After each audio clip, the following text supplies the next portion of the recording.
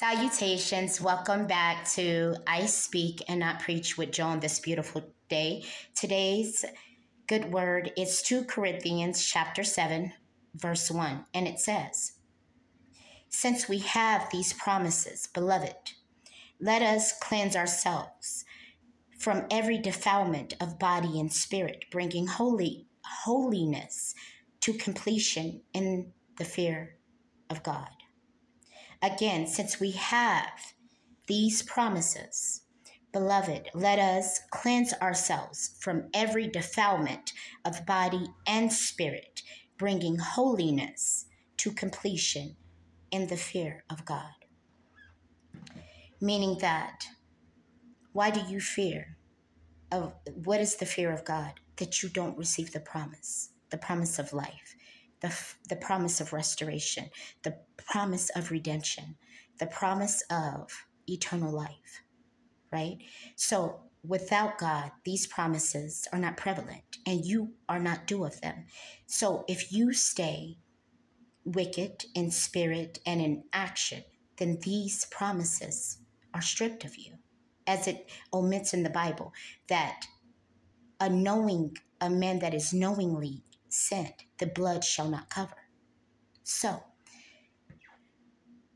you don't want to be stripped of God's promises, for God's promises are the only thing that allow good to be preserved and even more to be functional in a world that is full of suffrage, hardship, betrayal, illness. And this is why you fear God, because if God moves hand, God moves promise. If God removes love and forgiveness, then that means you are surrendered unto judgment. And these things seem like they should not be feared. But if you are a man that you know you have committed sins that are atrocious in nature and treacherous, then God's forgiveness and covering of you is the only thing saving you from being annihilated, from being dismantled, being destroyed. And this is a big thing because it's not just destruction to the vessel, but it's ultimately to your spirit, that your spirit becomes damned and cursed and forever burned. And that's heavy. See, we live in this vessel maybe 80 years, but life proceeds and your spirit proceeds after this vessel. So it's not something that you want to hold if you don't have to. For your spirit will be made light and free if you are able to maintain the promise and keep. So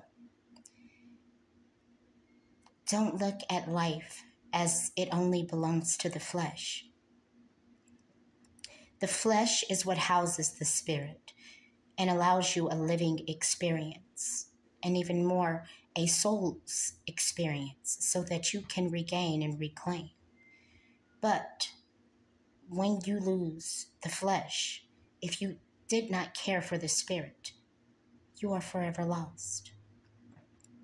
And that's God's promise. God's promises are not only to your flesh, but unto your spirit.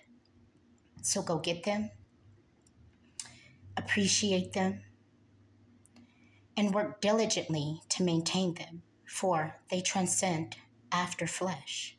Remember that. Salvation is a choice and redemption if you so shall choose.